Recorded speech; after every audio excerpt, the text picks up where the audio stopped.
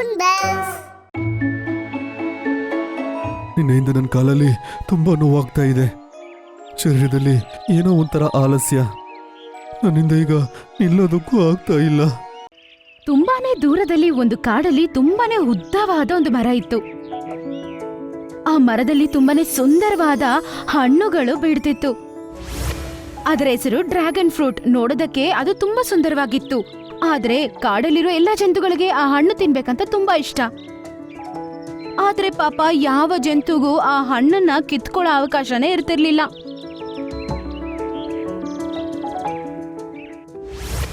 ಒಂದಿನ ಕಾಡಿಗೆ ಜಿರಾಫೆ ಒಂದು ಬರುತ್ತೆ.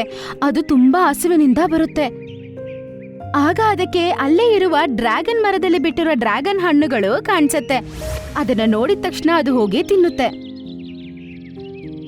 ಅರೆ ವಾ, ಈ ರೀತಿ ಹಣ್ಣನ್ನ ನಾನು ನೋಡೇ ಇಲ್ಲ. ಸರಿ, ಟೇಸ್ಟಲ್ಲಿ ಹೇಗಿದೆ ಅಂತ ನೋಡೋಣ. ಆ ಜಿರಾಫೆ ಆ ಹಣ್ಣುಗಳನ್ನ ಮರದಲ್ಲಿದ್ದಂಗ್ಲೇ ತಿನ್ನೋದಕ್ಕೆ ಶುರು ಮಾಡುತ್ತೆ. ಅರೆ ವಾ, ಇದು ತುಂಬಾ ಟೇಸ್ಟಿಯಾಗಿದೆ. ವಾ, ರುಚಿಯಾಗಿದೆ. ಆ ಡ್ರ್ಯಾಗನ್ ಫ್ರೂಟ್ ತಿಂತಿದ್ರೆ ಅದಕ್ಕೆ ತುಂಬಾ ಸಂತೋಷವಾಗಿರುತ್ತೆ. ಒಂದು 3 ಹಣ್ಣುಗಳನ್ನ ತಿಂದ್ಮೇಲೆ ಅದಕ್ಕೆ ಹೊಟ್ಟೆ ತುಂಬೋಗ್ಬಿಡುತ್ತೆ. ಆಗ ಅದು ನೋಡುತ್ತೆ, ಅದ್ರತ್ರ ಆನೆ, ಕರಡಿ, ಜಿಂಕೆ, ಕೋತಿ ಮತ್ತೆ ಬೆಕ್ಕು ಬರ್ತಿತ್ತು. ಜಿರಾಫೆ, ನಾವು ನೋಡಿದ್ವಿ ಈ ಡ್ರ್ಯಾಗನ್ ಫ್ರೂಟ್ ತಿಂತ ಇದೆ. ಅದ್ರಲ್ಲೇನೋ ಅದು ತಿಂದ್ರೆ ತಪ್ಪಾ? ಇಲ್ಲ, ಅದೇನಂದ್ರೆ ಕಾಡಿನ ಎಲ್ಲಾ ಪ್ರಾಣಿಗಳು ಈ ಹಣ್ಣನ್ನ ತಿನ್ಬೇಕು ಅಂದ್ಕೊಂಡಿದ್ದಾರೆ. ಆದ್ರೆ ಯಾರು ಕೂಡ ಆ ಹತ್ರನೇ ಹೋಗಕ್ಕಾಗಿಲ್ಲ. ನಿನ್ನ ಹೈಟು ಚೆನ್ನಾಗಿದೆ, ಕೂತಿಗೆ ಕೂಡ ತುಂಬಾ ಉದ್ದಕ್ಕಿದೆ. ಅದಕ್ಕೆ ಕಾಡಲ್ಲಿ ಹೆಜ್ಜೆ ಇಟ್ಕೊಳ್ಳೆ ಅದನ್ನ ತಿಂತಾ ಇದೀಯಾ? ಅದೆಲ್ಲ ಅವ್ರವ್ರ ಅದೃಷ್ಟ. ನಮ್ಮ ಒಂದು ರಿಕ್ವೆಸ್ಟ್ ಇದೆ, ನೀನು ನಮ್ಮೆಲ್ರಿಗೂ ಒಂದೊಂದು ಹಣ್ಣನ್ನ ಕಿತ್ಕೊಡು. ನಾವು ಅದ್ರ ಟೇಸ್ಟ್ ಹೇಗಿದೆ ಅಂತ ನೋಡ್ತೀವಿ. ನಾನಿವತ್ತು ನೀವೆಲ್ರಿಗೂ ಇದನ್ನ ಕಿತ್ಕೊಟ್ರೆ ನಾಳೆನೂ ಇದೇ ರೀತಿ ಸುಮಾರು ಜನ ಲೈನಲ್ಲಿ ಬಂದು ನಿಲ್ತಾರೆ. ಎಷ್ಟು ಜನಕ್ಕಂತ ಕೊಡಕ್ಕಾಗತ್ತೆ? ಅದು ಮಾತ್ರ ಅಲ್ಲಿ ತುಂಬಾ ಟೇಸ್ಟಿಯಾಗಿದೆ. ನಾನೇ ಇದನ್ನ ದಿನಾಲೂ ತಿಂತೀನಿ. ಇದ್ರ ಬಗ್ಗೆ ನೀವು ಮರ್ತೋಗ್ಬಿಡಿ. ಹಂಗಂತೇಳಿ ಜಿರಾಫೆ ಅಲ್ಲಿಂದ ಹೊಟ್ಟೋಗ್ಬಿಡುತ್ತೆ. ಆಮೇಲೆ ಪಾಪ ಜಂತುಗಳು ಸಪ್ಪಗ್ ಮುಖ ಇಟ್ಕೊಂಡು ಅಲ್ಲಿಂದ ಹೊಟ್ಟೋಗ್ತವೆ. ಇದೇ ರೀತಿ ದಿನ ಜಿರಾಫೆ ಬಂದು 3 ಹೊತ್ತು ಡ್ರ್ಯಾಗನ್ ಹಣ್ಣನ್ನ ತಿಂದು ಯಾರ ಹತ್ರನೂ ಏನು ಮಾತಾಡದೆ ಅಲ್ಲಿಂದ ಹೋಗ್ಬಿಡ್ತಿತ್ತು. ಈ ರೀತಿ ಅದು ಅದರ ಜೀವನವನ್ನು ತುಂಬಾನೇ ತೃಪ್ತಿಯಾಗಿ ಕಳೆಯುತ್ತೆ. ಈ ತರನೇ ಸಂತೋಷವಾಗಿ 1 ವರ್ಷ ಕಳೆದು ಹೋಗುತ್ತೆ. ಆಗ ಜಿರಾಫೆಗೊಂದಿನ ಅರ್ಥ ಆಗುತ್ತೆ, ಏನೋ ಅದಕ್ಕೆ ಪಾಪ ತುಂಬಾನೇ ಸುಸ್ತಾಗ್ತಿರುತ್ತೆ. ಮತ್ತೆ ಅದರ ಕಾಲುಗಳೆಲ್ಲ ಅದಕ್ಕೆ ತುಂಬಾ ನೋವ್ತಿರುತ್ತೆ. ಆಗ ಸಡನ್ ಆಗಿ ಒಂದಿನ ರಾತ್ರಿ ಯಾರೋ ಕಾಡಲ್ಲಿ ನೋವಿನಿಂದ ಕಿರ್ಚ್ತಾ ನರ್ಲಾಡ್ತಾ ಇರೋದು ಕೇಳಿಸುತ್ತೆ. ಅಯ್ಯೋ, ತುಂಬಾ ನೋವಾಗ್ತಾ ಇದೆ. ಮಧ್ಯರಾತ್ರಿ ಆಗಿರುತ್ತೆ. ಯಾರೋ ಕಿರ್ಚೋ ಶಬ್ದ ಮಾತ್ರ ಕೇಳಿಸ್ತಿರುತ್ತೆ ಆ ಜಂತುಗಳಿಗೆ. ಆದ್ರೆ ಯಾರು ಕಿರ್ಚ್ತಿದ್ದಾರೆ ಅಂತ ಗೊತ್ತಾಗಲ್ಲ. ಅವ್ರಿಗೆ ಪಾಪ ಏನೂ ಅರ್ಥ ಆಗೋದಿಲ್ಲ. ಬೆಳಗಾಗಿದ ತಕ್ಷಣ ಎಲ್ಲಾ ಜಂತುಗಳು ಒಟ್ಟುಗೂಡಿ ಡಾಕ್ಟರ್ ಮೊಲ ಕೂಡ ಅಲ್ಲಿಗೆ ಬರ್ತಾನೆ. ಈ ಶಬ್ದ ರಾತ್ರಿ ಎಲ್ಲ ಬರ್ತಾ ಇದೆ, ಬನ್ನಿ ಹೋಗಿ ನೋಡೋಣ ಯಾರು ಒದ್ದಾಡ್ತಾ ಇದ್ದಾರೆ ಅಂತ. ಎಲ್ಲಾ ಜಂತುಗಳು ಒಟ್ಟುಗೂಡಿ ಆ ಶಬ್ದ ಬರೋ ಕಡೆಗೆ ಹೋಗ್ತವೆ. ಅಲ್ಲೋಗ್ ನೋಡಿದ್ರೆ ನೋವಿನಿಂದ ನರ್ಲಾಡ್ತಾ ಇರೋದು ಜಿರಾಫೆ. ಅದು ಕೆಳಗಡೆನೆ ಕುತ್ಕೊಂಡ್ಬಿಟ್ಟಿತ್ತು ನೋವಿನಿಂದ. ಈ ಜಿರಾಫೆ ನಮ್ಮ ಕಡೆಯಲ್ಲಿ ಯಾವಾಗ ಬಂತು? ಇದು ಕಳೆದ 1 ವರ್ಷದಿಂದ ಇಲ್ಲೇ ಇದೆ. ಹೇಳು ಜಿರಾಫೆ, ಏನಕ್ಕೆ ಈ ರೀತಿ ಒದ್ದಾಡ್ತಾ ಇದೀಯಾ? ನಿಂಗೆ ಏನಾಯ್ತು? ಡಾಕ್ಟರ್, ನಿನ್ನೆಯಿಂದ ನನ್ನ ಕಾಲಲ್ಲಿ ತುಂಬಾ ನೋವಾಗ್ತಾ ಇದೆ. ಶರೀರದಲ್ಲಿ ಏನೋ ಒಂಥರ ಆಲಸ್ಯ. ನನ್ನಿಂದ ಈಗ ನಿಲ್ಲೋದಕ್ಕೂ ಆಗ್ತಾ ಇಲ್ಲ. ಹೌದಾ, ನಿನ್ನೆ ನೀನು ಏನು ತಿಂದೆ? ನಾನು ದಿನಾಲೂ 3 ಹೊತ್ತು ಡ್ರ್ಯಾಗನ್ ಫ್ರೂಟ್ನ ತಿಂತೀನಿ. 3 ಟೈಮು ಡ್ರ್ಯಾಗನ್ ಫ್ರೂಟಾ? ಅಯ್ಯೋ ದೇವ್ರೆ, ನೀನು ಮಾಡಿದ್ದು ಸರಿ ಇಲ್ಲ. ಡ್ರ್ಯಾಗನ್ ಫ್ರೂಟ್ ಬಗ್ಗೆ ನಾನು ಓದಿದ್ದೀನಿ. ಅದು ತಿನ್ನೋದಕ್ಕೆ ತುಂಬ ಟೇಸ್ಟಿಯಾಗಿರುತ್ತೆ. ಆದರೆ ಅದನ್ನು ಕಂಟಿನ್ಯೂಸ್ ಆಗಿ ನೀನು ತಿಂತಾನೆ ಇದ್ದರೆ 10 ದಿನದ ಮೇಲೆ ನಿಮಗೆ ಆರೋಗ್ಯ ಕೆಡುತ್ತೆ.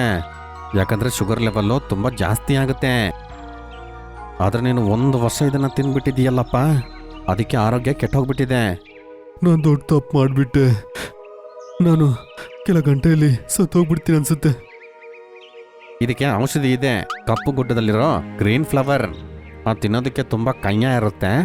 ಆದರೆ ಅದನ್ನು ತಿನ್ನ ನಂತರ 1 ಗಂಟೆಯಲ್ಲಿ ನೀನು ಸರಿಯಾಗ್ಬಿಡ್ತೀಯ ಗೊತ್ತಾ? ಆದರೆ 2 ಹೆಜ್ಜೆ ಕೂಡ ನನ್ನಿಂದ ಇಡಕ್ಕಾಗ್ತಾ ಇಲ್ಲ. ಅಲ್ಲಿ ಹೇಗೆ ಹೋಗ್ಲಿ? ಪರವಾಗಿಲ್ಲ, ನಾವು ಅಲ್ಲಿಗೆ ಹೋಗಿ ಹೂವನ್ನ ತರ್ತೀವಿ. ನೀನು ಸರಿಯಾಗ್ತಾ ಜಿರಾಫೆ? ನಾನು ಒಂದು ಹಣ್ಣು ಕೇಳಿದ್ರು ಕೂಡ ನಿಮಗೆ ಕೊಟ್ಟೇ ಇರಲಿಲ್ಲ. ಆದರೆ ನೀವು ನನಗೋಸ್ಕರ ಕಪ್ಪು ಗುಡ್ಡಕ್ಕೆ ಹೋಗ್ತಾ ಇದ್ದೀರಾ. ನೀನು ಈ ಕಾಡಿನ ಒಂದು ಭಾಗ. ನಿಂಗೆ ಸಹಾಯ ಮಾಡೋದು ಇಲ್ಲಿನ ಎಲ್ಲ ಪ್ರಾಣಿಗಳ ಕರ್ತವ್ಯ. ಹಂಗಂತೇಳಿ ಎಲ್ಲ ಜಂತುಗಳು ಅಲ್ಲಿಂದ ಹೊರಡ್ತವೆ. ಜಿರಾಫೆಯ ಪರಿಸ್ಥಿತಿ ತುಂಬಾನೇ ಮೋಸವಾಗಿತ್ತು ಮತ್ತೆ ಅದ್ ಮಾಡಿರೋ ತಪ್ಪು ಬಗ್ಗೆ ಯೋಚನೆ ಮಾಡಿ ಪಶ್ಚಾತ್ತಾಪ ಪಡ್ತಿತ್ತು. ಅದೇ ಸಮಯಕ್ಕೆ ಅದರ ಹೆನಿಮಿಯಾದ ಹಿಪ್ಪೋ ಅಲ್ಲಿಗೆ ಬರ್ತಾನೆ. ಅರೆ ಜಿರಾಫೆ, ಇಲ್ಲನ್ ಮಾಡ್ತಾ ಇದೀಯ? ನಾನೇನು ಅನ್ಕೊಂಡೆ ಅಂದರೆ ಈ ಕಾಡನ್ನು ಬಿಟ್ಟು ನೀನು ಹೋಗ್ಬಿಟ್ಟೆ ಅಂತ. ಅದಕ್ಕೆ ನೀನು ಹುಡ್ಕೊಂಡೆ ಇಲ್ಲಿ ತನಕ ಬಂದ್ಯಪ್ಪ. ಹಿಪ್ಪೋ, ನನಗೆ ಕಷ್ಟ ಕೊಡಬೇಡ. ನನ್ನ ಆರೋಗ್ಯ ಸರಿ ಇಲ್ಲ. ಅಂದ್ರೆ ಇನ್ನೂ ಮಜಾ ಬಂತು ಅನ್ಕೋ. ಜಿರಾಫೆನೋ ಮಾತಾಡಕ್ ಮುಂಚೆನೆ ಹಿಪ್ಪೋ ದೂರದಿಂದ ಓಡ್ ಬಂದು ಅವನನ್ನ ಗುದ್ದುತ್ತಾನೆ. ನೀನು ಮಾಡ್ತಾ ಇರೋದು ಸರಿ ಇಲ್ಲ. ಮೊದಲೇ ನಂಗೆ ಆರೋಗ್ಯ ಸರಿ ಇಲ್ಲ. ನಂಗೆ ಇನ್ನಷ್ಟು ಕಷ್ಟ ಕೊಡಬೇಡ. ಅದರಲ್ಲೇ ನಿಜವಾದ ಮಜಾಗಿದೆ. ಮತ್ತೆ ಮತ್ತೆ ಅದನ್ನ ಗುದ್ದಿ ಪಾಪ ಅದಕ್ಕೆ ತುಂಬಾನೇ ಕಷ್ಟ ಕೊಡ್ತಿರುತ್ತೆ. ಅದೇ ಸಮಯದಲ್ಲಿ ಎಲ್ಲಾ ಜಂತುಗಳು ಅಲ್ಲಿಗೆ ಬರ್ತವೆ. ಮತ್ತೆ ಡಾಕ್ಟರ್ ಕೈಯಲ್ಲಿ ಗ್ರೀನ್ ಕಲರ್ ಫ್ಲವರ್ ಒಂದು ಇರುತ್ತೆ. ಹಿಪ್ಪೋ ನಡ್ಕೊಳ್ಳೋದು ನೋಡಿ ಎಲ್ಲಾ ಜಂತುಗಳಿಗೆ ಕೋಪ ಬರುತ್ತೆ. ಏ ಹಿಬ್ಬೋ, ಏನಕ್ಕೆ ನಮ್ಮ ಫ್ರೆಂಡಿಗೆ ಈ ರೀತಿ ಕಷ್ಟ ಕೊಡ್ತಾ ಇದೀಯಾ? ಏನು ಹೇಳ್ದೆ? ಫ್ರೆಂಡ? ಇವನ್ ರೀತಿ ಅತ್ಯಾಸ ಪಡೋನು ಫ್ರೆಂಡ್ ಆಗಿರ್ತಾರಾ? ಹೌದು, ನಾವೆಲ್ಲ ಇವನ ಫ್ರೆಂಡ್ಸು. ಒಳ್ಳೆ ರೀತಿ ಇಲ್ಲಿಂದ ಓಡ್ ಹೋಗು, ಇಲ್ಲಾಂದ್ರೆ ಒಂದೇ ಹೊಡೆತದಲ್ಲಿ ಮೇಲ್ ಕಳಿಸ್ಬಿಡ್ತೀನಿ. ಹಾಗಿದ್ದವ್ರೆ, ಇಷ್ಟು ಫ್ರೆಂಡ್ಸಾ? ನಂಬಕ್ಕಾಗ್ತಾ ಇಲ್ಲ. ನಾನು ಇಲ್ಲಿಂದ ಓಡೋಗ್ಬೇಕು ಯಪ್ಪ. ಹಂಗಂತ ಹೇಳಿ ಹಿಪ್ಪೋ ಭಯದಿಂದ ಅಲ್ಲಿಂದ ಹೊಡೋಗ್ಬಿಡುತ್ತೆ. ತಗೋ ಜಿರಾಫೆ, ಇದನ್ನ ನೀನು ತಿನ್ನು. ಹಂಗಂತೇಳಿ ಡಾಕ್ಟರ್ ಆ ಗ್ರೀನ್ ಕಲರ್ ಫ್ಲವರ್ನ ಜಿರಾಫೆ ಮುಂದೆ ಇಡುತ್ತೆ. ಜಿರಾಫೆ ಆ ಫ್ಲವರ್ಸ್ನ ತಿನ್ನುತ್ತೆ. ಆಮೇಲೆ ಎಲ್ಲರೂ ಸೇರಿ ಜಿರಾಫೆ ಜೊತೆ ಮಾತಾಡ್ಕೋದ ಅದನ್ನ ಸಂತೋಷವಾಗಿ ಇಟ್ಕೋತಾರೆ. ಸ್ವಲ್ಪತ್ತಲ್ಲೇ ಜಿರಾಫೆಗೆ ಎಲ್ಲ ನೋವುಗಳು ಮಾಯ ಆಗುತ್ತೆ ಮತ್ತೆ ಆರೋಗ್ಯವಾಗಿ ಅದು ಎದ್ದು ನಿಂತ್ಕೊಳ್ಳತ್ತೆ. ನನ್ನ ಪ್ರೀತಿಯ ಸ್ನೇಹಿತರೆ, ನಿಮ್ಮಿಂದನೇ ನನ್ನ ಜೀವ ಉಳಿತು. ಈಗ ಎಲ್ಲರ ಹತ್ರ ನಾನು ಕ್ಷಮೆಯನ್ನು ಕೇಳ್ತೀನಿ. ಇವತ್ತಿಂದ ನಾನು ಕೂಡ ಎಲ್ಲರ ಜೊತೆ ಒಂದುಗೂಡಿ ಬಾಳ್ತೀನಿ. ಎಲ್ರಿಗೂ ಸಹಾಯವನ್ನ ಮಾಡ್ತೀನಿ.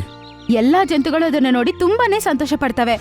ಆಮೇಲೆ ಅದು ಎಲ್ಲಾ ಜಂತುಗಳಿಗೂ ಒಂದೊಂದು ಡ್ರ್ಯಾಗನ್ ಫ್ರೂಟ್ನ ಕಿತ್ಕೊಂಡ್ ಬಂದು ಕೊಡುತ್ತೆ. ಎಲ್ಲಾ ಜಂತುಗಳು ಡ್ರ್ಯಾಗನ್ ಫ್ರೂಟ್ನ ತುಂಬಾ ಸಂತೋಷದಿಂದ ಎಂಜಾಯ್ ಮಾಡಿ ತಿಂತವೆ. ವಾ, ಇದು ತುಂಬ ಟೇಸ್ಟಿಯಾಗಿದೆ, ಸಾಕದಾಗಿದೆ. ಹೌದಾ?